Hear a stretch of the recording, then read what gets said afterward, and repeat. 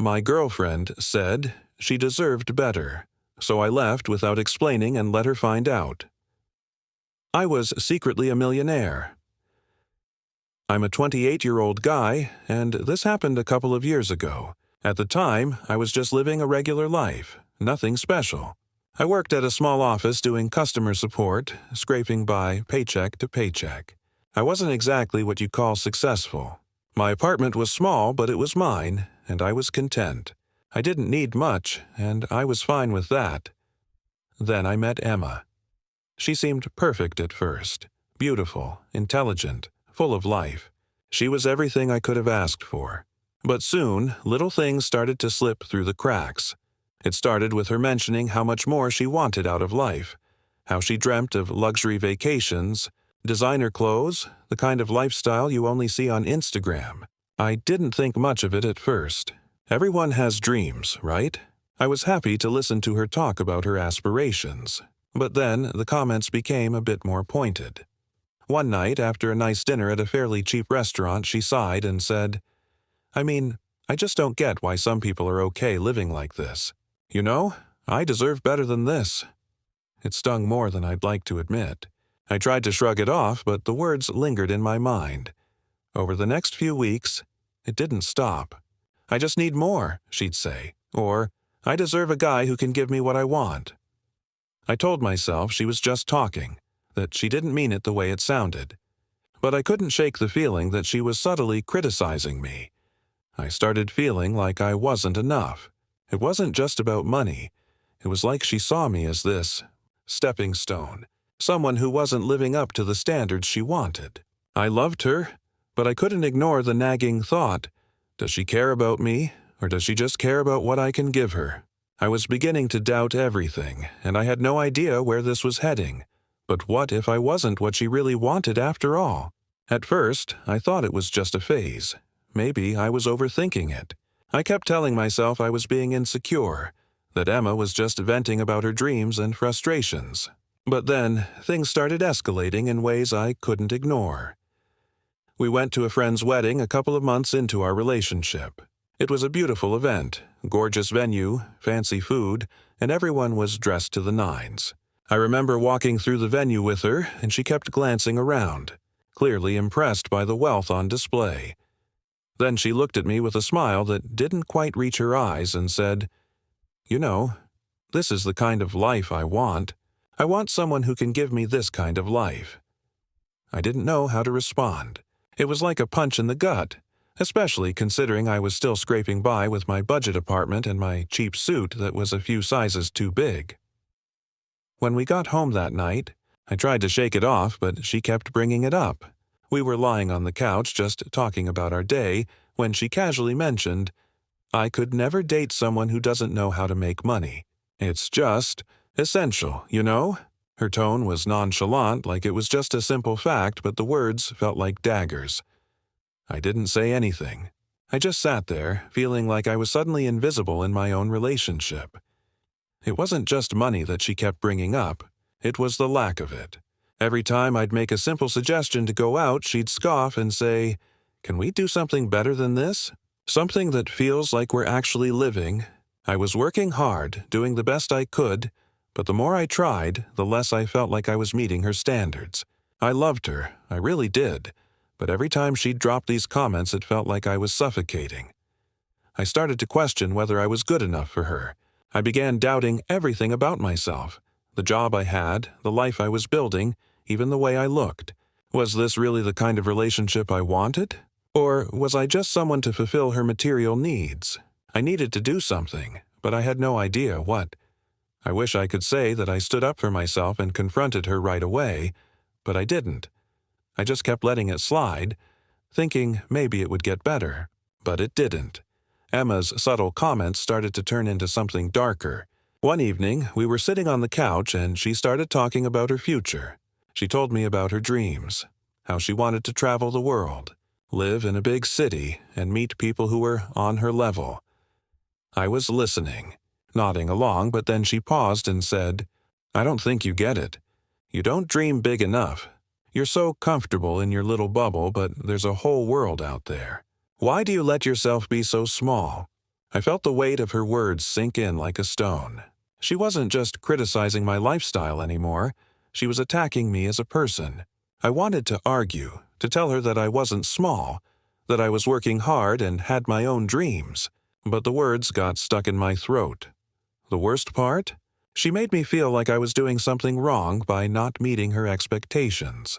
It was subtle at first, like when she'd say, "If you really loved me, you'd work harder."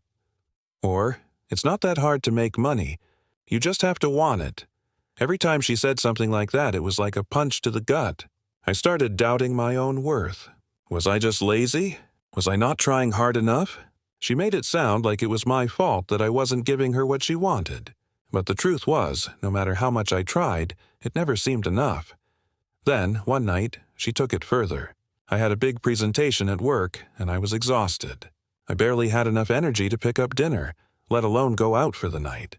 When I told her I needed to rest, she got upset. "You always have an excuse, don't you?" she snapped. "Maybe if you put more energy into us than into your little job, we'd be somewhere by now." Her words stung, but it wasn't just the words.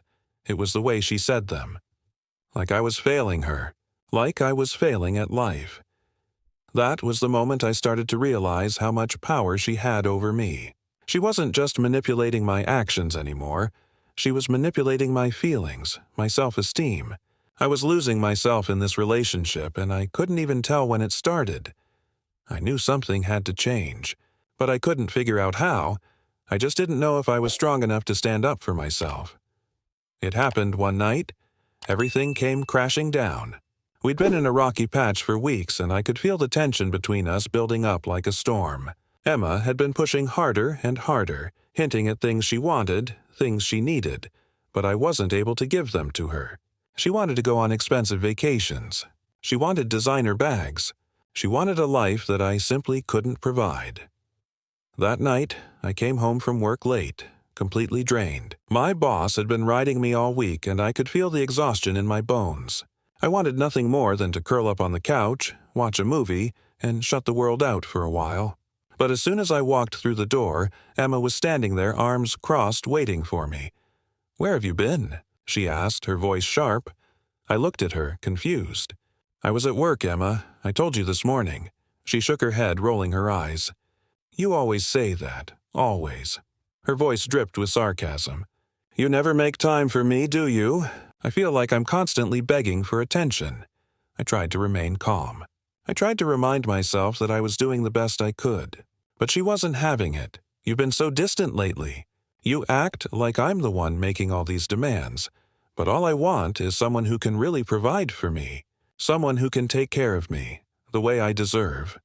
Her words were like knives to my chest. I'd been trying so hard to meet her expectations, but nothing I did was good enough. I could feel the anger bubbling up inside me, the frustration at being constantly criticized, belittled, and drained. She wasn't asking for love anymore. She was asking for validation of her entitlement. I opened my mouth to respond, but she cut me off. "You know what? I've had enough," she said, her voice low and cold. "I'm done with this. I deserve more than you can give me.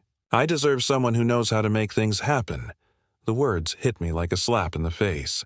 I could feel the anger welling up inside me, but more than that, I felt defeated. I had no more fight left in me. Without a word, I grabbed my coat and walked out the door. I couldn't stand being in that toxic environment anymore, where nothing I did was ever enough. I didn't even care if she was surprised. I just couldn't breathe in that relationship anymore. I didn't look back as I closed the door behind me. But deep down, I knew something had to change. I had to find out if I could truly walk away from her, if I could be strong enough to stay gone. The moment I stepped out of that apartment, I felt a strange mix of relief and panic. I wasn't sure what I was doing, but I knew that staying in that relationship had become suffocating. For the first time in weeks, I could breathe again. But what Emma didn't know, what no one knew, was that I wasn't the broke guy she thought I was. I wasn't just someone struggling to keep up with her high-maintenance lifestyle. I wasn't someone who was just getting by. I'd been keeping a secret, a big one. I'd inherited money from my grandparents years ago, but I'd always kept it hidden. I didn't want to be treated differently because of it. I didn't want anyone, especially Emma, to think I was just with them for their status or that I had some sort of advantage. I worked hard for what I had. My job wasn't a reflection of my true wealth. It was just a way to keep my life simple and avoid all the complications that money can bring. I wasn't flashy.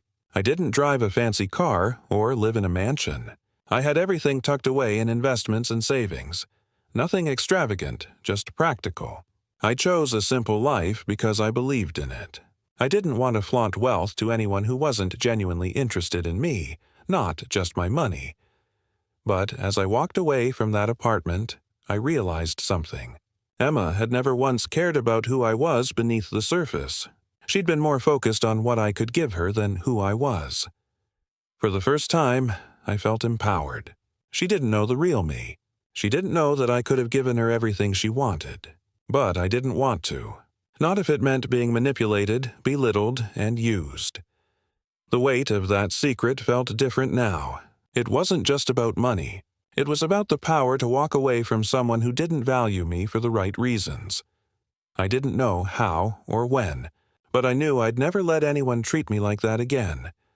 I had all the time I needed to think now. No more rush, no more constant pressure. I felt free, but Emma didn't know any of that yet. She didn't know what she had lost, and I wasn't sure if I should even tell her. The days after leaving Emma felt surreal. At first, there was this sense of emptiness, like I'd just cut myself free from something that had been hanging around my neck for far too long. I wasn't used to being alone like this. I missed the idea of her, the comfort of having someone around, even if that someone made me feel small. I spent the first few weeks keeping to myself. I found peace and solitude that I hadn't realized I'd been craving. I threw myself into work just to keep busy, but it was different now. I wasn't working to impress anyone or trying to hit a milestone just to feel good about myself. I was working for me, for my own growth, but there was this lingering thought that wouldn't leave me. Was Emma right? Was I enough? I started picking up pieces of my life that I'd neglected for too long. I got back into hobbies I'd abandoned, like reading and cooking, things I used to love but had forgotten about in the chaos of our relationship. It felt good. I was rediscovering parts of myself I thought I'd lost. But it wasn't easy. The nights were the hardest. I'd lay in bed, staring at the ceiling, replaying everything that had happened, her comments, her demands, the constant need to prove myself. I realized how much I'd been suffocating under her expectations, how much of myself I'd sacrificed just to please her.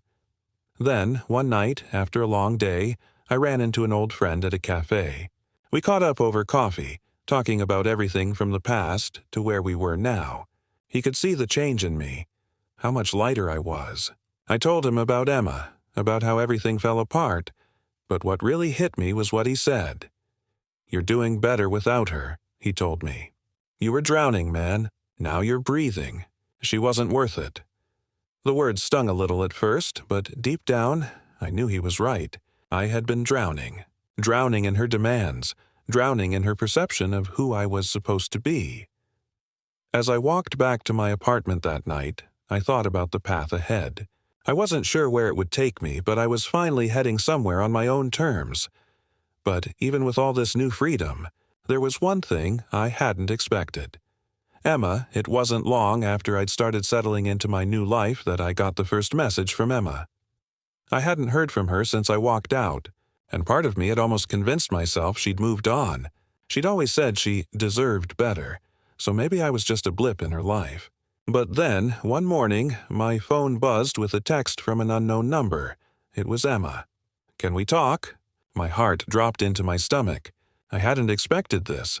I didn't know what to feel. Part of me wanted to ignore it, to let her live in the mess she'd created.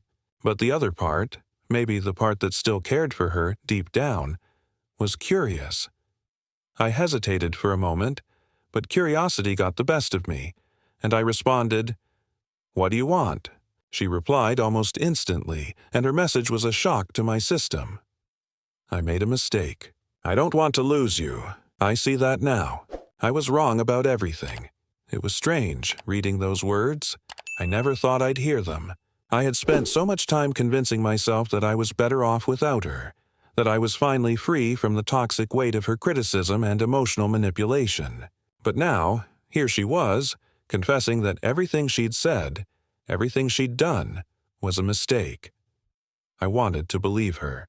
I wanted to believe that the person I had fallen for was still there underneath all that need and entitlement. But when I thought about everything she had put me through, the way she had constantly tried to make me feel like I wasn't enough, I realized something important. I wasn't the one who had changed. She had, or at least she was trying to change. I asked her what had caused the shift. "I've been thinking a lot about what you said when you left, about how I wasn't really seeing you for who you are, and I've realized I wasn't seeing myself either. I let myself get lost in things that don't matter. I took you for granted and I hate myself for it," she wrote. For a moment, I wondered if this was just another manipulation. Maybe she was just trying to make herself feel better, trying to gain control again. I knew her too well by now to fall for her act too quickly. Still, part of me wanted to forgive her.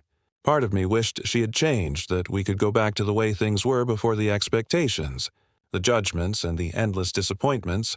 But as I sat there, reading her message, I realized something that I had been too blind to see before. I wasn't the one who needed to change. I had already changed. I had already moved on. So why was I even still listening to this? After that initial message, Emma didn't stop. For the next few weeks, I received texts almost daily. Apologies, pleased to talk, messages where she expressed how sorry she was for everything. It was almost like she was trying to fill the silence between us with her words, but I wasn't sure what she was really trying to achieve. At first, I felt this overwhelming urge to meet her, to hear her out. Maybe, just maybe, she had changed. Maybe there was a chance for us to reconcile and rebuild what we had lost. But then, the more I read her messages, the more I realized how much I had already rebuilt without her. I had found a peace I never thought I would have. I had found strength in being alone, in myself. Still, a part of me couldn't ignore the desperation in her words. There were moments when she seemed genuinely regretful, like she was finally acknowledging the damage she had caused. It was strange. She sounded different, more humble, less entitled. She was taking responsibility, or at least it seemed like she was. One night she called me. I let it ring out, but she called again and again until I finally picked up. "Hello?" I said, my voice flat, unsure of what to expect. "Hey, it's me," she said, her voice shaky. "I don't know if you'll even answer this, but I need to say something." I stayed silent, unsure of what to say. I wasn't sure I wanted to hear what she had to say, but my heart was beating faster now. My curiosity, mixed with a strange sense of hope, made me feel like I had to listen. "I've been thinking about everything," she continued, "and I've realized that I didn't just lose you, I lost myself. I'm sorry for making you feel like you weren't enough. I was so caught up in wanting a certain life that I didn't even see you. I was blinded by all the wrong things." Her words sounded genuine, but there was something nagging at the back of my mind. Was this the real Emma? Or was this just another version of the same person who had used me to get what she wanted? "I don't know if you can forgive me," she said, her voice barely above a whisper. "But I wanted you to know that I see it now. I see what I did, and I'm so sorry. I didn't know how to respond." Part of me wanted to comfort her, to tell her everything would be okay. But another part of me, the stronger part, knew that comforting her wasn't my job anymore. I wasn't here to fix her. The silence stretched between us before I finally said, "I don't think I can forgive you. At least, not yet." She didn't say anything at first. I could hear her breathing on the other end, and I knew she was trying to hold it together. "I understand," she said quietly, her voice breaking. "I don't expect you to. I just needed you to know that I've changed. And I'm sorry." I hung up the phone without another word. I wasn't sure what I was feeling, but one thing was clear. I had already made my peace, and no matter how much she had changed, I wasn't sure I was ready to let her back into my life. The problem wasn't her anymore. The problem was me. How long would it take for me to stop feeling guilty about walking away? After that phone call, I spent a few days in a kind of emotional limbo. Emma's words lingered in my mind, swirling around with all the unresolved feelings I had buried deep inside. She sounded genuine. like she really was regretting what had happened, and part of me wanted to believe that she was a changed person. But there was still that part of me, the part that had been broken by her, telling me that this wasn't enough. I had spent so much time in that relationship trying to be what she wanted, trying to meet her expectations even when they felt impossible. But now, with everything in the past, I was learning how to stand on my own 2 feet again. I had rediscovered parts of myself that I had lost in trying to make her happy, parts of myself that I couldn't just give away again. The guilt that weighed on me was intense. It was hard to completely shut her out, especially knowing that she was suffering. But I couldn't ignore the deeper truth. I had been suffering too. I didn't want to be the kind of person who threw people away without giving them a chance to change. But I also didn't want to fall back into old patterns. I didn't want to be that guy who went back because it felt easier than facing the pain of moving forward. One evening, I sat on my balcony, watching the city lights flicker in the distance. The cold air bit at my skin, but I felt strangely calm. I knew that this was the moment I had to make a decision. I had to decide what I wanted. Was I going to keep living for the approval of someone who never truly saw me? Or was I going to start living for myself? I thought about everything Emma had said, about how she saw me as a failure, and how she only wanted me when she thought I could be more than what I was. I realized that I was always going to be her second choice, no matter how many apologies she gave me. I didn't want to be someone's safety net, their backup plan. For the first time in a long time, I felt something that I hadn't in our entire relationship: empowerment. I wasn't defined by her. I wasn't defined by anyone but myself. It was clear now. I needed to let go of her, for good. But even as I made that decision, I couldn't help but wonder, what would she do now? Would she be able to face the consequences of what she had done? Or would she keep seeking comfort in someone else's approval, the way she always had? I had made my choice. Now I had to face the aftermath. It wasn't long after I made my decision to let go of Emma that she reached out again. This time there were no apologies, no begging. She wasn't pleading for a second chance. Instead, it was different. The message was direct, almost cold. "I need to see you," it said. "We need to talk in person." I wasn't sure what to expect. I told myself I was done, but part of me still wondered if I was making the right choice. I hadn't completely let go of the idea of us, of what we could have been if she had just seen me for who I was.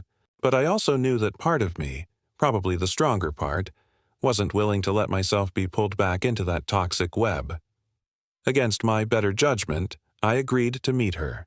We chose a small park near where we had first met, a place that held a lot of memories. I hadn't been there since we broke up. I figured it was fitting. If we were going to end things for good, this would be the place. When I got there, she was already sitting on a bench, waiting for me. She looked different. Her hair was pulled back in a simple ponytail and she wore a plain black jacket. There was no makeup, no designer clothes. She seemed smaller somehow, as if all the bravado she once had evaporated into the chilly air. I sat next to her in silence, the tension thick between us. Neither of us spoke for a long moment, and then she finally broke the silence. "I get it," she said, her voice surprisingly steady. "You don't need to say anything. I know I messed up." I turned to look at her, but I couldn't speak. I didn't know what to say. I had already made up my mind, and there was no going back now. But part of me still wanted to hear her out, to see if she truly understood the gravity of what she had done. "I was selfish," she continued. "I only ever cared about what I wanted, about what I thought I deserved. But you never deserved the way I treated you." The words were hard to hear, but they also felt freeing. For the first time, I was hearing her own admission of guilt. She wasn't blaming me anymore, wasn't accusing me of being the problem. She was finally taking responsibility. "I don't expect you to forgive me," she said, looking down at her hands, "but I needed you to know that I've changed. I've been working on myself, and I know you've probably moved on, but I'm sorry. I'm sorry for everything." Her apology hung in the air, but I didn't feel the weight of it like I expected. The resentment, the anger that had built up over the months we were apart, it wasn't gone. But it was lighter. I took a deep breath, feeling the cool breeze on my face. I realized something in that moment. Her apology, her regret, it wasn't going to change anything. I had already made my peace with everything that happened. I had already moved on, and in a strange way, I was grateful for the lessons I learned in that relationship. "I don't need your apology," I finally said, my voice calm but firm.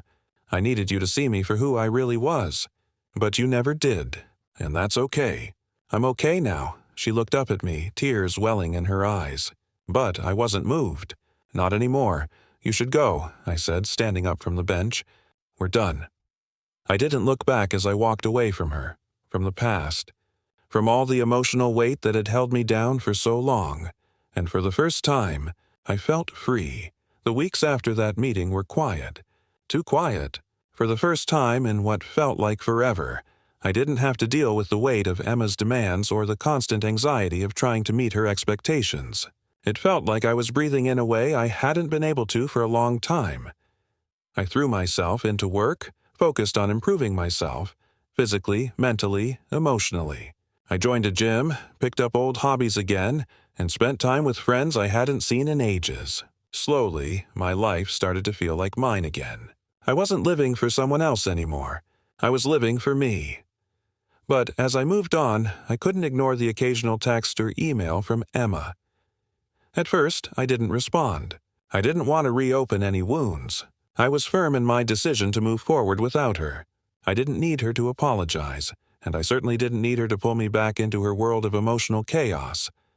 Then, about a month after our final conversation, I got a letter in the mail. It was a simple envelope, no fancy handwriting or anything. Just her name written in blue ink.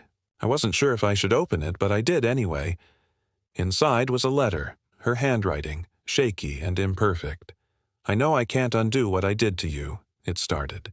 "I've spent the last month reflecting on everything I did wrong. I've been going to therapy. I've been working on myself, and I know it's too late for us. I don't even know if you care anymore, but I needed you to know that I'm different now. I've realized that love isn't about what you can get. It's about giving and being present. I didn't understand that before, and I wish I had." The letter went on for a few more paragraphs, filled with her words of regret and how she was slowly building a new life for herself. She talked about how she was learning to put herself first in healthier ways and that she was sorry for treating me like I wasn't enough. I folded the letter carefully, not sure what to feel. Part of me felt this strange sympathy for her. She sounded sincere, but I didn't know if it was too little, too late. It didn't matter anymore. I had found my peace without her. I didn't need to be the one to fix her. She had to fix herself, just like I had to fix me. In the months that followed, I heard through mutual friends that Emma had moved to another city to start fresh. I was happy for her in a way. Maybe this was the start of her real transformation. Maybe it wasn't, but I knew one thing for sure. Whatever happened with her, I wasn't going to be part of it. I had learned what it meant to be my own person, to take control of my own happiness, and I wasn't willing to let anyone take that away from me again. As for Emma, I hoped she found the growth she was looking for. But I also knew that I had already walked away from the version of her I'd fallen for. The person who had once been so important to me was now just a chapter in my past, and that was exactly where she belonged. Months went by, and life slowly but surely began to feel normal again. I was no longer constantly second-guessing myself, no longer questioning my worth. I didn't need to measure up to anyone's expectations, especially not Emma's. It was liberating. But as time passed, something unexpected started happening. I started feeling proud of myself, genuinely proud. I had taken control of my life in ways I never thought possible. I wasn't the same person who had once lived under someone's thumb, trying to prove my worth to someone who never saw me for who I was. I had stopped chasing validation, and in doing so, I found something much more valuable: self-respect. One Saturday afternoon, I received a message from an unknown number. It was a simple text. "Hey, it's Emma. I'm back in town. I know it's been a while, but I wanted to check in. Hope you're doing okay." I stared at the screen for a long time. Part of me didn't want to respond. I'd moved on. I had no reason to reach back into that old, toxic chapter of my life. But then something shifted inside me. I realized that I wasn't responding out of obligation, but out of a genuine curiosity.